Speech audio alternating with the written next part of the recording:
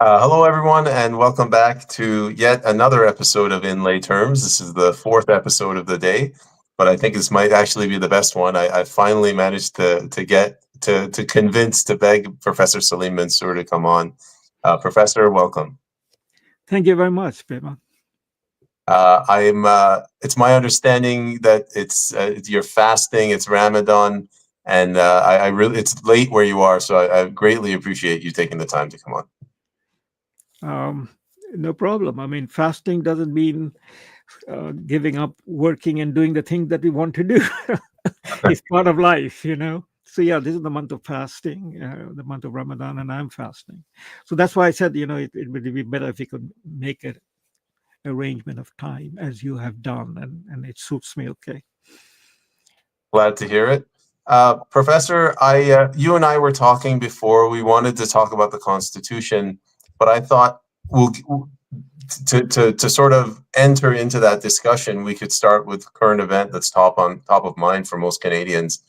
Mark Carney, prorogation, this whole appointment of an unelected prime minister. So I'm going to ask you an open-ended question, and you can talk for as long as you want. Like, what's the story there? What's going on? How do you perceive what's happening with Mark Carney right now? Well, in one sense, what is happening is the ruling class, the ruling elite, is rebooting itself for the anticipated election whenever that happens. So this rebooting means changing the faces while the structure remains the same. Mr. Trudeau had to be taken out in a manner in which it would seem that it was done with Mr. Trudeau himself uh,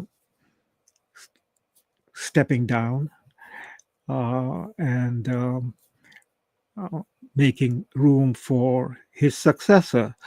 And so, to get his successor in place, they had to go through, that is the Liberal Party, which, by the way, is the natural governing party of Canada. You must have come across that phrase. Um, so, the natural governing party had to go through the charade of replacing the leader who's stepping down by its own hand-picked leader who's going to be rebooted and put into the place of the departing leader. The charade had to be arranged, and the charade was arranged that this is something that is within the party constitution. A leadership debate took place, series of meetings took place, um, both in terms of virtual reality and physically in, I think, selected number of cities. And then the Liberal Party members voted according to their own formula and according to their own constitutional arrangement, the party constitution. And Mr. Carney uh, got more than 80% of the vote, I believe, and he becomes the next leader. And now the next leader has to be sworn in. We have a situation, that is, the country has a situation. It's not a problem for the Liberal Party. The country has a situation that the leader that the Liberal parties have elected as the new incoming leader doesn't have a seat in the parliament. And so that has to be arranged. Either it will be arranged through after the leader has been sworn in, that's Mr. Mark Carney has been sworn in and made the head of the Privy Council. All of this is part of the Canadian Constitution also, which you might want to discuss. And a leader and a leader sworn in as a prime minister without a seat is not only an abnormality, it provides a very difficult optics to the people because the narrative, the talking point is that Canada is a democracy. We are a G7 country. We are teaching everybody else around the world what it means to be a democracy. And here we have a situation where the man who's going to be the prime minister doesn't sit in the parliament, doesn't have a seat. The people haven't voted for him in any formal way. And so, how do you fix that problem? And so, my guess is that the problem will be fixed. Either there will be a by-election call, and he will go through the motion and become and earn a seat, and then he will have a shot to run to govern by sitting inside the parliament as the prime minister, and call the election a general election either in the next 6 months or thereabouts, because technically the last election was held in 2021. So there is an agreement that the election there is a required election to take place within 4 years or in 4 years, because if you go through the sequence, 2011 was an election, 2015 was an election, 2019 was an election, but the government was a minority government, and so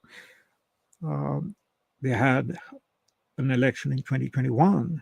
But 2021 election also turned out to be a minority, and consequently, we are now in the 4th year of that government. There should have been an election called earlier, but it wasn't called because of COVID and all the other things that went along with COVID. And so we are in a situation where at the maximum, they can push it for another year, because it has to be held within 5 years according to the precedents and the tradition. So he earns a seat, he gets a seat, and he has a chance to show what he's going to do, what is going to be his policy, and how he is going to conduct himself. Either that, or he immediately after winning a by-election calls an election, so that the people can be sold on the idea that this is a new face, this is a new man, that he doesn't carry the burden of the previous government. He's coming in with a new slate, so to speak. And in that way, they will push away all the angst and the concerns and the buildup of anger, frustration, and so on of the last 4 years, especially during the COVID years. And then you might want to talk a little bit about how the Prime Minister, that's Justin Trudeau, and his government, along with the opposition, treated the people of Canada during the Freedom Convoy movement by bringing down the Emergency Act, that basically trashed the Charter of Rights and Freedom. So a new man doesn't carry those in the talking points and in the narrative that will be built around him. He would not carry all of those burden upon himself. He's a fresh face. He's a new baby, and you give him that opportunity. That will be the storyline that will be presented. But the apple cart can become upset if he calls a by-election and he loses the by-election. That is also a possibility, unless the election is fixed. We now know that the elections are fixed. The election was fixed in the United States in 2020. And now one of the things that has happened as a result of what took place in America over the last 2 rounds of elections, not the current one, 2024, but 2016 and 2020, is most of us in North America have become familiar, that is the public, has become familiar with the idea that there is a deep state, and the deep state is not accountable to anybody. It acts in the interests of the people who actually run the country, own the country, so to speak. And democracy then is a facade. So all of this is at play, and how the card will be shuffled and the play will begin under Mark Carney, we can anticipate, but we can't completely predict. There are always certain uncertainties. But what has happened in more ways than one can pull things together, consistent with the nature of the Canadian system, the British parliamentary system. It is the British parliamentary system that is our constitution. Though the Charter of Rights and Freedom was added to it in 1982, the fundamental constitution is the British North America Act of 1867. And that was renamed in 1982 as the Confederation Act of 1867, but it's the same act. There was not a comma, not a full stop, not an I or a T dotted across that is different from the British North America Act of 1867. That's our constitution, and to that was added the Charter of Rights and Freedom. So under the British Constitution, the Parliament is supreme, and the Parliament can do anything it wants so long a party has a majority in the Parliament. And what has happened in the Canadian context, the Liberal Party has been the natural governing party, and the Liberal Party, supported by the New Democratic Party, has the majority. At any time between 1921 and 2021 and today, the New Democratic Party could have pulled the plug, right? And there would have been a no confidence vote. The Liberal Party would have lost. But it didn't happen. And so the question is, why it didn't happen? Why didn't the dog bark? And the answer is, or at least part of the answer is, that the NDP is a backstop to the Liberal Party. However much it might protest and pretend and dance around that it is an opposition party, that is the party of the working class, that is a party there to question and check the Liberal Party or the Conservative Party that represents the party of the ruling class. The fact of the matter is, by the actions of the NDP, not only under this present leader, Jagmeet Singh, but historically, it has always been there when the Liberal Party has wavered and has sort of fallen from a majority position to a minority position. The NDP has stepped up to provide the backstop to the Liberal Party. And so Jagmeet Singh has done that. NDP has done that in this last 4 years during the COVID season scam. So this is a party or a coalition of parties that has the majority in the parliament under the British system, British parliamentary system, basically is supreme. Parliament is the sovereign. The monarch is what some of the constitutional experts in Britain has written about in the 19th century, most famously Walter Bagehot. The monarch, the crown that is the dignified face of the Constitution. Whereas The parliamentary majority is the effective part of the constitution. By the way, Britain doesn't have a written constitution, so it is common law, right? So it is about the British common law, but that's how it acts. It goes all the way back to the 17th century. The British system is based upon the supremacy of the Parliament. Sadly, most Canadians don't know that, don't understand that. Even more sad is the case that many of our lawyers in the law schools are not taught that. They don't know the history of their own constitution. Because to know the history of their own constitution needs to know the history of the British Constitution. We are a product, we are an offshoot of the British parliamentary system. In fact, if you open up the British North America Act, which, by the way, I have it somewhere over here. Here's my copy of the Canadian Constitution. It is the British North America Act, 1867, and the Charter of Rights and Freedom.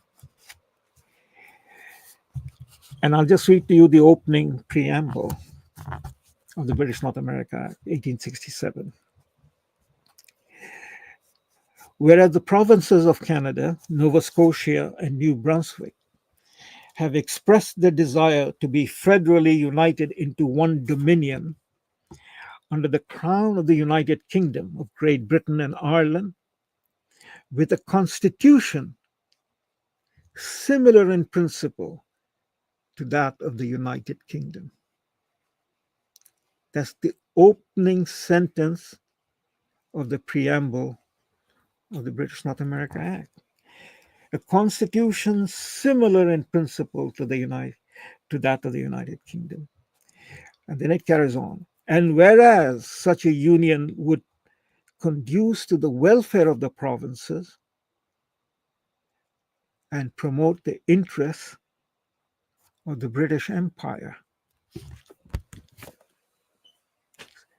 So that's what was arranged in 1867. There's a whole fascinating history, but I am trying to address your question about Mark Carney, about what to make sense of this and how to make sense of this. And most importantly, in the legal sense, that is, in the constitutional sense. So in the British system, as I'm trying to explain, the party that has a majority in the system going back to its origin in the 17th century. Why the 17th century? In the 17th century, Britain went through a civil war and a revolution. A British type of revolution, not a French type, not an American type, a British type of revolution, because the British call it their glorious revolution. And Canada is an offspring of the British. So the glorious revolution of Britain in the 17th century is also our revolution, that is the revolution of Canada. Since Canada is the infant of the British. So they went through a civil war, and then they had a revolution. In the civil war, the party of the Parliament, under the power of Oliver Cromwell, fought and defeated the party in support of the king and hanged the king. It is not only the French who took the head off the king in 1789, it is the British also did that. That was in 1649, 150 years prior to the French. And they hanged King Charles,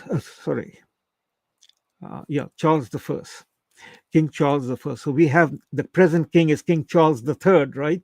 So Charles I and Charles II. So Charles I was hanged.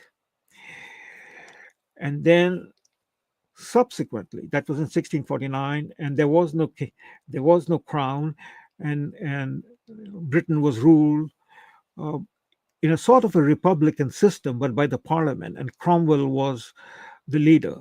He was called the Lord Protector.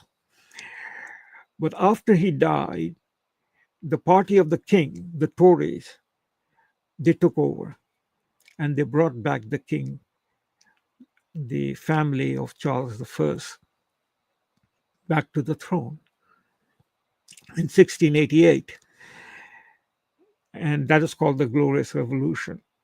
But the king was brought back, the crown was brought back under the condition that the crown would be only the dignified face of the parliament. That means it would be a constitutional figurehead of the parliament. The effective part of the parliament, that is the legislative and the executive part of the parliament, plus the judicial part of the parliament, would be in the hands of the parliament. So it's called parliamentary supremacy. There is no reference in the acts, in the laws of England, reference to the people. Similarly, in the Canadian Constitution, I don't know if you know that, Pema. This might be a quiz question that you might want to ask during your campaign with your people. The quiz question is there any reference in the Constitution of 1867, which is the British North America Act, which is our constitution, from which I read you the preamble? Is there any reference in the 1867 Constitution and the 1982 Charter of Rights and Freedom, any reference to the people? You just go around and ask that and see what answer you get. Because the answer is there is no reference to the people. There is no people. It's a constitution where the people are absent. It surprises you, doesn't it?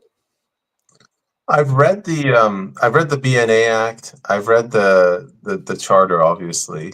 Yeah. And I watched your interview with Robert Vaughn where you point out like the U.S. Constitution is this very beautiful, concise document, whereas ours is like a volume. It's a bureaucratic user manual on how to govern people. So it was never really intended to be sort of grassroots, bottom up. That's right. I mean, the Constitution that we have, that I'm holding, begins after the preamble by setting up what is the Union, which is the province of Canada, the province of New Brunswick, the province of Nova Scotia. Okay. The province of Canada is what is before 1867 Constitution was Lower Canada and Upper Canada, that is Quebec and Ontario. So there's two provinces, New Brunswick and Nova Scotia. So 4 provinces coming together to make the Confederation. Later on, PEI was added. Later on, British Columbia was added in 1870. And then in the 20th century, Manitoba was added after Columbia. And then in the 20th century, Saskatchewan and Alberta was added. So they're 10 provinces. So the Constitution decides what the Union is. Then it goes into executive power, which is fascinating. The executive power is exactly the executive power of the British parliamentary system. Under the Queen or under the Crown, the Privy Council holds the power. That is the Prime Minister and his cabinet. Okay. Who becomes the Prime Minister and his cabinet? What becomes the Speaker is which party has a majority in the parliament. Okay, after the election. Um, and so it is the Privy Councillor, the Chief Privy Councillor is the Prime Minister, who has all the authority to make all the appointments in the British system for all the agencies, for all the courts, for all the various organizations under the government. It is the Prime Minister does that. The question is, where is then the sovereignty? Who is sovereign? In the American system, the sovereign is we the people. In the British system, the sovereign is the parliament, not the people. There is no people. And the parliament can do and undo whatever the parliament wants, that is, the majority wants, that is within the natural system. As the saying goes, the parliament can do and undo everything except make a man a woman, a woman a man. But now, under woke No, we can. on gender, the parliament can even do that. You know, the parliament cannot do anything unlawful because the parliament, whatever the parliament does, is lawful. So that is the British system. And if you carry on that discussion, the British system is in fact the seed of a totalitarian government. The fact that Britain is not a totalitarian government, or at least it will claim that it's not a totalitarian government, is simply, again, a narrative. Because from the point of view of what the power and authority the parliament has, it has all the power and all the authority that a totalitarian government would have.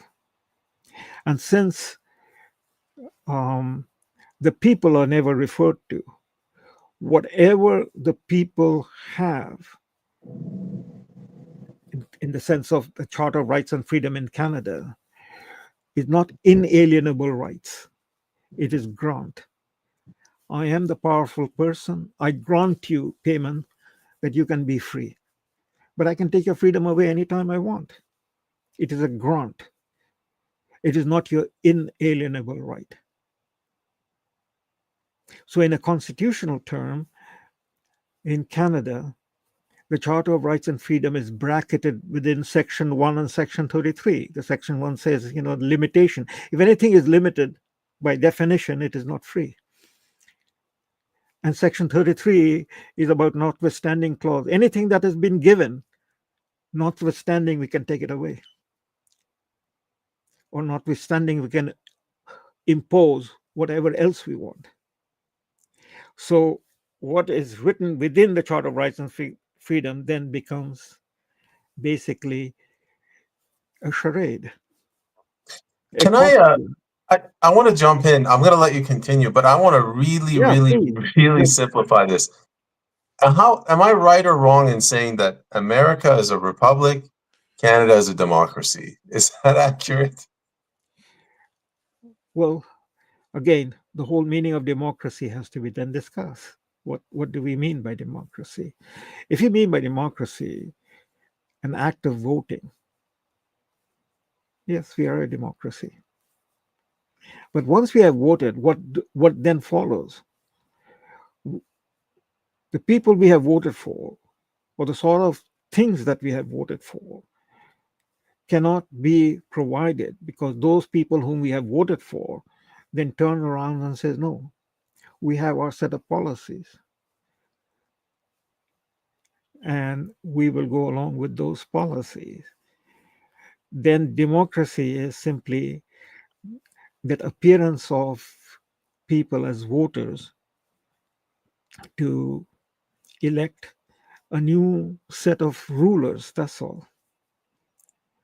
Because once the rulers have been put in place in our system of government, Parliament being supreme, the supremacy of Parliament, then during the period of time that a parliament is in action, the voters have no say in the matter. There's no consultation with the voter. There's no accountability to the voter. This outgoing prime minister, for instance, within the rules of the parliament itself, that is not in the constitution as we have it, that is the 1867 Act and then the Charter of Rights and Freedom. There is no discussion in those documents about ethical violations. But the parliament set the rules of ethics, disclosure, conflict of interest. And this outgoing Prime Minister, Justin Trudeau, in the election of 2019 and in the election of 2021, had on him 3 ethical violations. And yet he remained the Prime Minister. There was no accountability.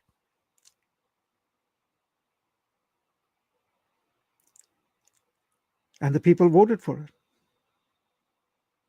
And the parliament never brought him into books. So you can see that, and it didn't do that because his government, his hold on the parliament was backed up by the NDP. So they were in collusion. They were complicit, the two party together. Democracy, if it means that the majority rules, then yes, we are a majority rule democracy, because in the 2021 election, Mr. Trudeau's party fell short of a majority, but putting Jagmeet Singh's NDP in his column, the Liberal NDP had the majority. So the majority rules. That is, the people of Canada voted for 2 parties and gave them a majority. Right. So that's democracy, yeah. That's one definition of it. In the case of America, when you say it is a republic and not a democracy, it is a point that is, again, to be thought through very carefully and analytically. Yes, it is a republic, it's not a democracy. That was a new form of government that came into being for the first time in history. That is, a government bound and handcuffed by a written constitution. And in that constitution, there is no reference to democracy. It is not majority rule. It is what is called the separation of powers. The separation of powers, there are 3 branches, so to speak, if we put it in that sense, 3 branches. In the Constitution, the American Constitution, Article 1 deals with the main branch of a constitution, that is the legislative power. And so in the American system, the legislative power belongs to the House of Representatives and the Senate. They write the laws, but they don't execute the laws. The laws is executed by the executive branch of the government, which is in Article 2, the president. The president doesn't make the law, but he executes the law. And then the umpire, the referee, who supervises to see that the law has not been defaulted, or the law has not been made in such a manner that it violates the constitutional principle. That is the judiciary. So 3 branches of government. And they work, at least in the ideal system, it works as checks and balances. The legislature cannot write any law because there is the handcuff on the legislature. And the handcuff on the legislature is the Bill of Rights, the first 10 amendments. You cannot violate the freedom of speech, the freedom of belief, the freedom of association. You cannot violate the Second Amendment, the freedom to carry arms. You cannot violate the Third Amendment, the Fourth Amendment, question of power, property, privacy laws. You cannot violate, the habeas corpus. If you're going to indict somebody, it has to be done in a proper form, and if and a person is innocent until proven guilty, and so on and so forth. So those are the 10 amendments. That is like a handcuff on the legislature. You cannot break through and violate those principles, and that's what the Supreme Court is there. If you do that, the Supreme Court says, no, this is unlawful, and it is thrown out. Okay? So it boils down to the fact that it is not a democracy, because in a democracy, the meaning is the majority rules. In the Republican system, it is the minority is protected.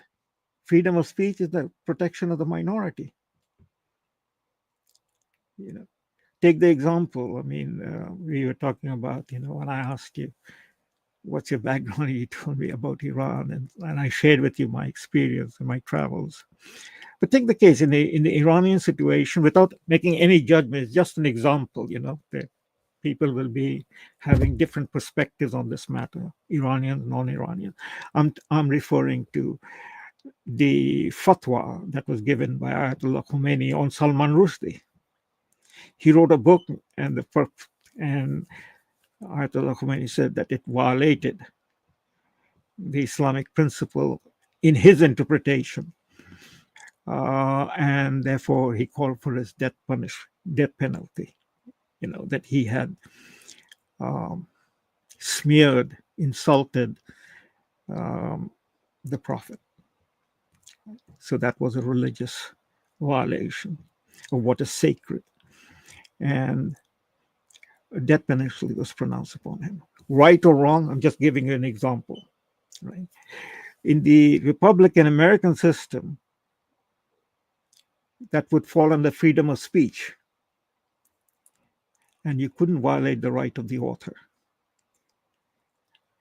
You have the right to disagree with the author, whatever he had written, but you don't have the right to punish him or hold him accountable. That is his right to speak free. You have the right to turn him off, not to hear him. So each one has their own right. So it is the protection of the minority. It is not a majority rule. Ours is a majority rule, the British system. And as I said in my earlier remarks, that in the embryonic form, the British system is a totalitarian system because it is a democracy. Can I ask, I have a pointed question about the British system and the official opposition. Mm-hmm. Is it written somewhere in the Constitution, or the British Constitution, that the opposition party must oppose? So what the NDP did is strictly unconstitutional, or is this more like the spirit of the Constitution? Well, the first point is there is no British written constitution. Okay. The Constitution it's simply a reference point. The British system is based upon precedent and common law. So what was in existence, in practice, and nobody had called it to be unlawful, carries on till somebody comes around and says, this can no longer be done. And that saying that this can no longer be done, or there's going to be a price for doing it, and whatever, brings in some legal formulation to what was free, that was common. That is brought through the Parliament. The Parliament has the right to do that, right? So once the Parliament passes a law that you cannot go fishing, if in a common lake, that if you go fishing, you have to have a license to fish, which is what we have in Canada, right? Um, but if for the native population, long before the white man came around to Canada, the indigenous population were hunting, fishing, gathering fruit. There was no such requirement. So even when it comes to the rights of the indigenous people, the Canadian government, given the circumstances of our origin, has to acknowledge that those laws must not include the rights of the indigenous people to fish, hunt, and do what they want freely, right? So that we have that. But going back to England, everybody is an indigenous people there. So what was common, the king decided that, well, no, I'm going to put a law there. You cannot fish there anymore. And he passes a law through the parliament. Then that's the law now. And you have to have a license to fish. You see? So the laws come out from the basis of who has the power, who is supreme. In other words, who is sovereign. So the question in politics, therefore, becomes who is sovereign anywhere? Who is sovereign? How is sovereignty brought about? Well, one way sovereignty is brought about is by power. Whoever becomes the conqueror, Genghis Khan, you don't go and argue with him. How did you have the power? The power is the sword. Or as Mao Zedong said, power comes out of the barrel of a gun. Right? So who holds the gun, who holds the sword, has the power to make the law. That individual or that group of people are sovereign. So that's what we say, the crown. And then everything proceeds from there. The other meaning of sovereignty is in the religious sense. I mean, that the sovereign is, by whatever name an individual or people call God, Allah, Khuda, Yehovah, Brahma, Ishar, God, whatever is the name that you give, that is that transcendent reality is the sovereign. And that transcendent reality, that is the sovereign, has delegated his power to someone that he has chosen to represent him in this world among this people. So the classic example from the Abrahamic tradition, he selects David to be the king. David, who was a shepherd, right? Who fought and killed Goliath. These are all biblical stories, whether true or false, that's besides the point. That is the narrative. And the people accept David as the king. So that leads to the theory of the divine right of kings. You see.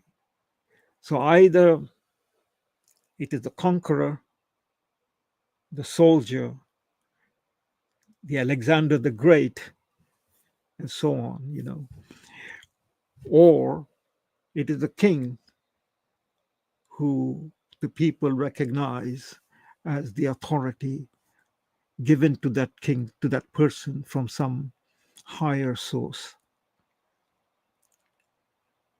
So that's the sovereign. So in 1867, a group of people, before 1867, this was the discussion going on in Canada predating 1867, they went to England, to London, and they made a petition that we want to come together and form a sort of a confederation. And we are appealing to you. Will you come up and give us the permission to form that confederation? to come together.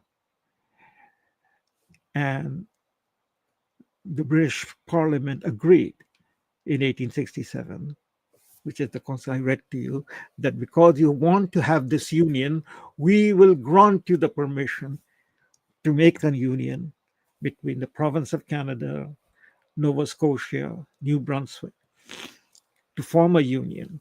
And that union will be based upon the principles of the British Parliament. There it is, your answer. You see, So the right. Parliament of Britain provided the foundation for Canada.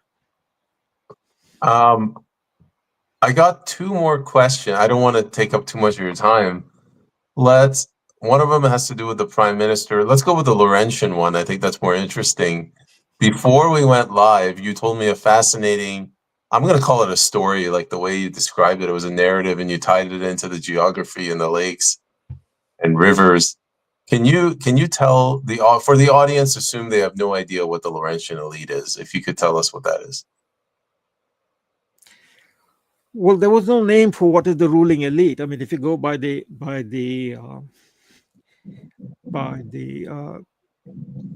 British North America Act of 1867,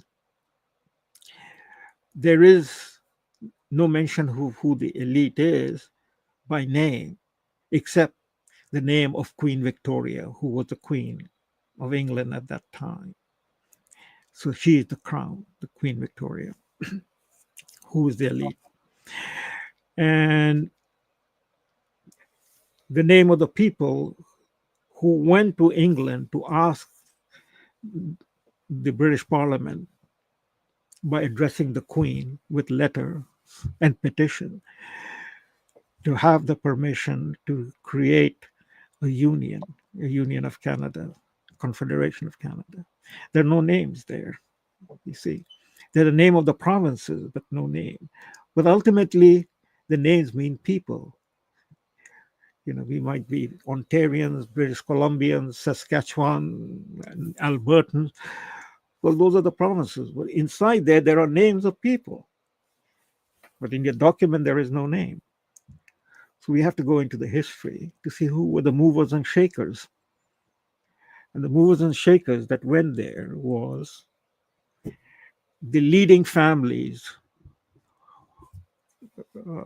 business people, commercial people, or bureaucrats in that limited form of British North America power structure that was in existence in 1860s.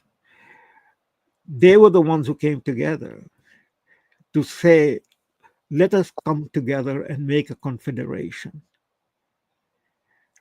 These were people who were living along the shores of the St. Lawrence River.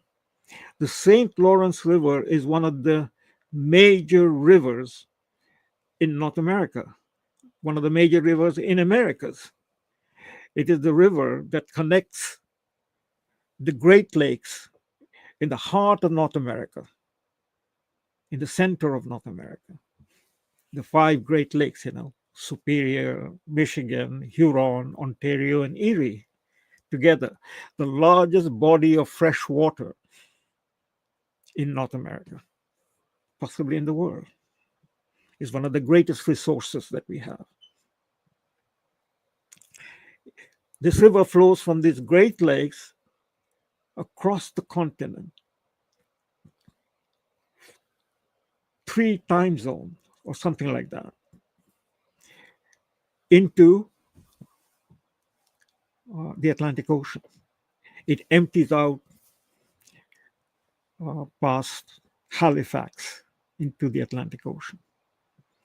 So this is the great river along whose shores the original settlers, the first settlers came and settled, the European settlers I'm talking about.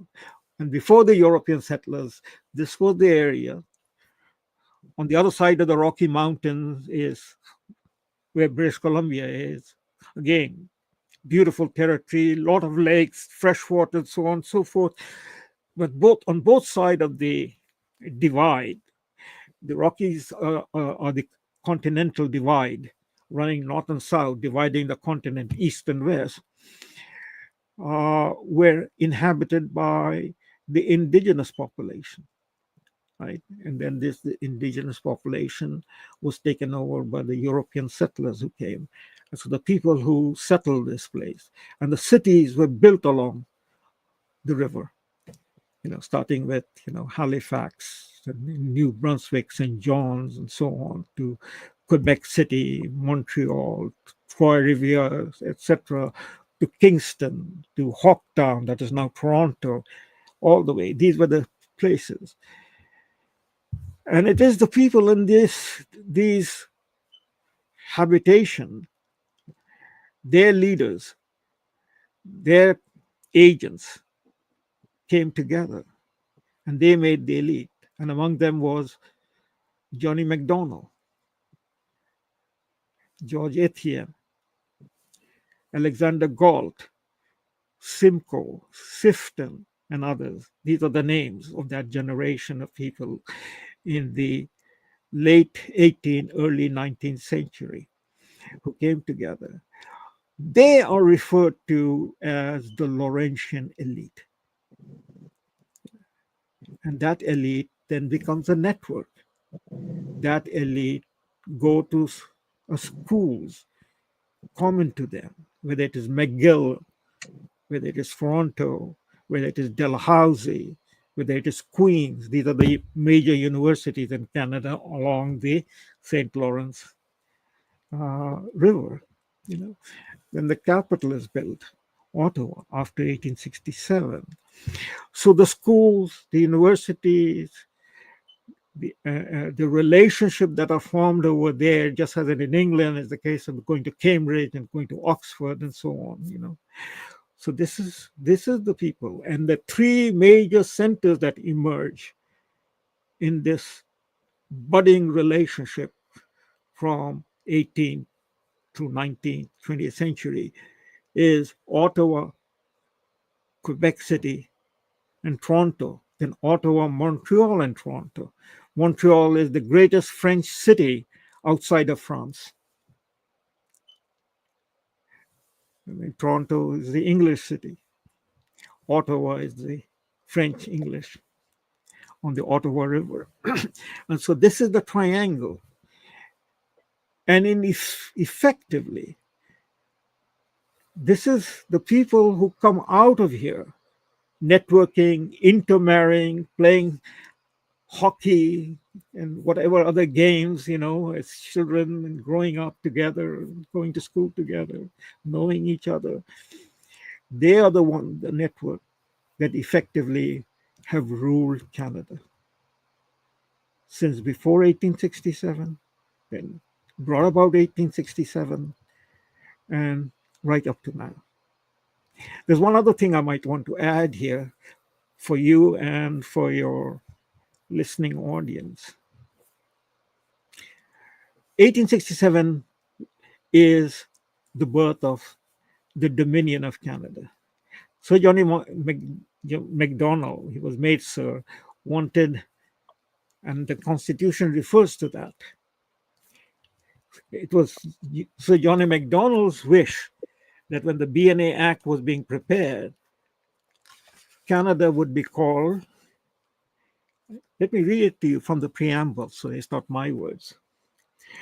The preamble reflects Canada's continued ties to the United Kingdom, although this lessened with time. The preamble also reflects the continuity of existing British parliamentary practices, especially those associated with the responsible government. Sir Johnny MacDonald preferred that Canada should be called Kingdom of Canada. But that name was opposed by the British Colonial Office, who thought it might offend the powerful Americans. So the date 1867, that's the reference. What is so important about 1867? You might want to ask. This might be another quiz during your election campaign. What is 1867 so important? Oh, it is the birth of Canada. But why 1867? Why not 1870? Or why not 1850? Because 1776 was the American Revolution, the 13 colonies that separated from British North America by fighting the British Crown. And they appealed to everybody, because Canada was also a colony, to join the 13 colonies against the great tyrant, King George III. But there were a lot of people, both in America and in Canada, what became Canada, did not want to join that revolution. They were the empire loyalists. They were loyal to the king. And they said, no, we won't join you. And they came north. All right. So 91 years after 1776, we have the BNA Act. Why not 80 years after? Why not 70 years after? Why not 50 years after? Why did it take 90 years? And particularly 1867. Now, Civil War. once you ask that question, then you have to go into history. And the historical answer is the American Civil War had just ended in 1865. And now, with the end of the American Civil War, the guilty party, Americans had fought a civil war to preserve the Union. That is, Lincoln fought a civil war to preserve the Union. The South was trying to break the Union and become separate from the Union. The Confederate States in the South, the slave states. And Lincoln was the president of the Union that was the anti-slave states. So there was a war, and it was the first industrial war. And more Americans died in that war than Americans died in the two world wars that was fought in the 20th century. More Americans died in that one civil war. Over or close to 700,000 Americans died in casualties. In both the World War I and World War II, America did not suffer that much casualty.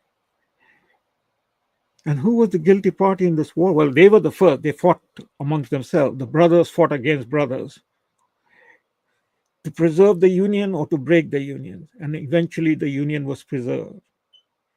But there was another guilty party. And that guilty party was the British North America. Because it was in what is now Canada. The British were using Canada to support the Confederate slave states. Most people don't know that in Canada.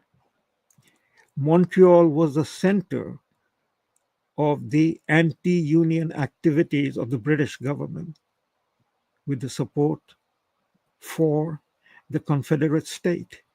The man who killed Abraham Lincoln, President Lincoln, in April of 1865, John Wilkes Booth, was financed, armed, trained, and sent from Montreal to kill him. And the Americans knew that. That's why they brought the tariffs. Pardon? That's why we have the tariffs. That is, if I think, if you have more time, we could talk about the tariff. That is an internal Canadian problem. The issue of tariff or non-tariff has been at the heart of Canadian politics going back 150 years. Okay, so let's pause the tariff one. We'll end on that. I have one follow-up question. Give me like a minute to ask it. I'm fascinated. Why is it that Canada didn't join the 13 colonies? Why is it that the Loyalists fled north to Canada? And I'm pretty sure, correct me if I'm wrong, but I read a quote that John A. Macdonald said, the reason Canada, our form of government, is better than America's is because we have a king, we have a sovereign, we have a head of state, whereas they don't. So where does this anti-liberty, individualist mentality come from in Canada? Well, it comes from, as you said, the loyalists. Each side think that theirs is the better system or whatever the system is. Those people who play chess think the chess is the better game, it's the royal game. And those people who play checkers, they think checker is the way. You and I, since you are from Iran and I'm from India, we believe that we invented chess. So the chess is a better game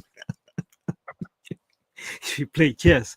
But seriously speaking, they were loyalists. I mean, Johnny MacDonald said, I was born a British subject and I hope to die a British subject. So there were a lot of British subjects in North America. Before 1776, it was North America. It was not United States. It was North America, British North America. Okay. The 13 colonies were British. They rebelled for all the reasons he can go into historically, but they rebelled.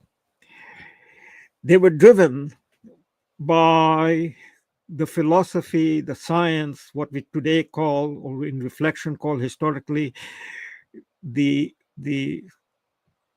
philosophy of the age of enlightenment that we refer to. And the age of enlightenment was one that followed, the wars of Reformation and Counter-Reformation, and Reformation and Counter-Reformation followed Renaissance. So it was an evolving understanding of the world philosophically, scientifically, and so on and so forth. And it is in that age, the 17th, 18th century, the age of Newton, the age of Galileo, and so on and so forth, a whole new perspective emerged philosophically about system of government, social contract, republicanism, at the heart of which was the question of freedom. How does a man maintain his or her freedom? What is freedom? And so on and so forth, where it comes from. These were questions in Europe that was bubbling through several centuries of intense warfare, civil wars. People have forgotten that. And the answer that they came up with in the Age of Enlightenment is to be found in the American Constitution. It's about the people, the rights of the people, the rights of man. The French Constitution was called the Rights of Man.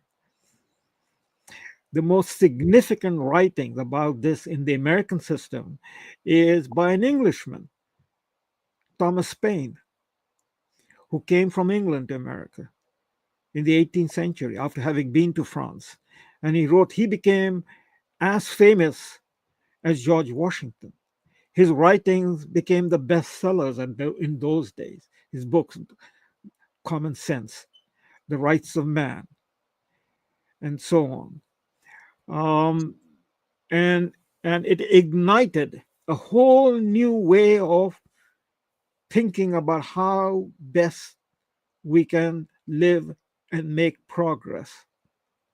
But the people who are privileged, the aristocrats, the nobility, they are content with the status quo. They want to maintain the status quo. The bubbling new ideas are revolutionary ideas. And they're seeing that the aristocrats, the nobility, are the impediment, the obstacle to their progress, to the progress of the people. And that's where the clash takes place. In the case of Canada, we haven't gotten into it. I've written about it, that Canada is constitutionally broken. So if you discuss Canada, we haven't discussed Canada in the sense of constitutionally. Canada is a broken country in the sense there are a lot of discontented, unhappy, unsatisfied people in Canada, provincially or in terms of ethnicity. Take the case of the French. This has been the brokenness of Canada right from the beginning. The whole issue of French nationalism, Quebec separatism, and so on and so forth. And the Canadian Confederation has having to deal with this before 1867 and right through now. It is not over, you know. And um, provincially, the inequalities in the provincial arrangement. Just make a mention here: the Canadian Senate, which is supposed to represent the provinces, it is totally unequal. One province of which I am a citizen or a resident, Ontario, is more than all the four provinces of the West. We have 24 senates and senators in Ontario, and all the four provinces of the West, Manitoba, Saskatchewan, Alberta, and British Columbia together has 24 provinces. So we can alone, veto anything that the West has to say. Same thing with Quebec. It has 24 senators. That's why there is no pipeline. The province that produces the wealth in Canada in terms of revenue, there's only two provinces that are net supporters in terms of finance of what is called the equalization payment: Alberta and Ontario. All the 8 other provinces are in deficit. They get the money, they don't give the money. And yet, the money that Alberta can give in terms of equalization payment, which is then handed over to Quebec or to the maritime provinces, is being choked because the revenue of Alberta comes from oil, fossil fuel. And Quebec, which takes the money but will not permit Alberta to build, or Canada to build, the pipeline into the east. Basically, they're shooting themselves in the foot. Well, yeah, but that is constitutionally they're doing it, right? We need to fix that. The question of they're shooting themselves in the foot, yeah, but they are exercising their power. They're getting the money and they will not allow, because they're sold on the ideology of net zero, which is what Mark Carney is going to do, which is what the ruling elite of Canada has been doing. They've been shooting themselves. In other words, again, we are drawing to a close because of time. Just leave you with the thought. The ruling elite has basically sold out the people. That means the ruling elite does not live by the interests of the people. They live by their own interests. That is their own ideological interests. The whole carbon tax business is a ruling elite's virtue signaling. There's no science behind it. But they are determined to push it down upon the rest of the people, just as they are determined to push down the woke agenda. It took Donald Trump coming in the 2024 election, winning the 2024 election, to come out and say, from now on in America, there's only going to be 2 genders, male and female. 10,000 years, nobody has quarreled about genders. We all know there is only male and female gender, right? But the elite said, no, our genders are fluid. It can be any gender. It's not backed by science, it is backed by an ideology, transgenderism, woke agenda, right? Same thing in Canada. So the ruling elite has been changing the fundamentals of the country, that is the people, without consultation with them, without agreement with them, which the people know out of their own living experiences is irrational, non-rational. So they have been changing the country. That's what the Democrats have been doing in America. That's what the liberals and the NDP and the Green, and by the way, the conservative too. The conservatives are fully complicit because they're part of the Laurentian elite. They pretend that they're conservative, but there is nothing to conserve over here. They've gone along with it. They went along with the same-sex marriage. They went along with multiculturalism. They have gone along with climate change, bogey science. And they've gone along with transgenderism, boogie science. So what are they conserving?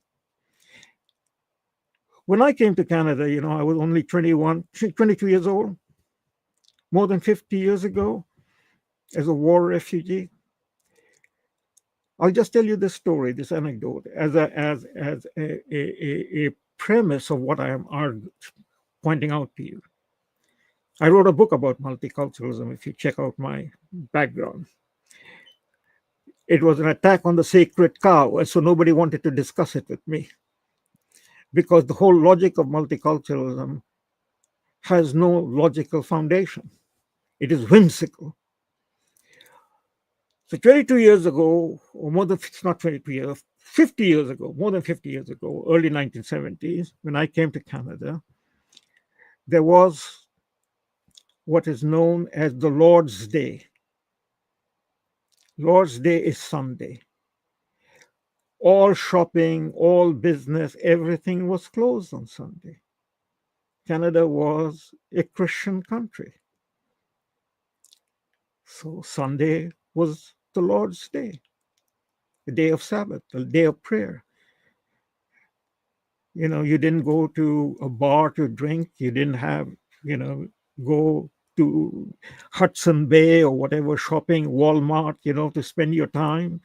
You spend your time with your family, your friends, and you went to church if you were a practicing Christian. It was perfect. I came to Canada to a Christian country. The value systems were, based upon a tradition that went back centuries. In my lifetime, that is 50 years, we went from Lord's Day on Sunday to transgenderism, same-sex marriage, abortion, euthanasia. The entire system was overturned. No people voted for it. It was done by the elite, the Laurentian elite. That's the bleak story to end on. But I guess we're living in dark times with Carney. But yeah, Carney is going to carry on that tradition of the Laurentian elite. They know best. Democracy is a nice fiction. They know best. It takes time to understand this history, When you come, every one of us over here, the new Canadians are the recent ones. So I'm a new Canadian, even though I've been over 50 years over here. I'm a new Canadian, coming to Canada after the centenary year. That is 1967 was the centenary year. But everybody else is from somewhere. The point is that there was a core sense of belonging, of identity. It's only having lived a period of time that one notices, one understands that those things have been washed away. And then you ask the question, who washed it away? I didn't wash it away. I didn't vote against the Lord's Day prayer. I didn't vote for multiculturalism. I didn't vote for woke agenda or transgenderism or pronouns. So how did this all happen?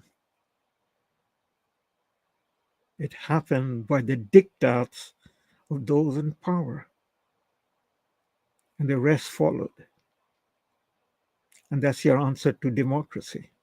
Because if it was democracy, then these things would have been put to the people for a discussion.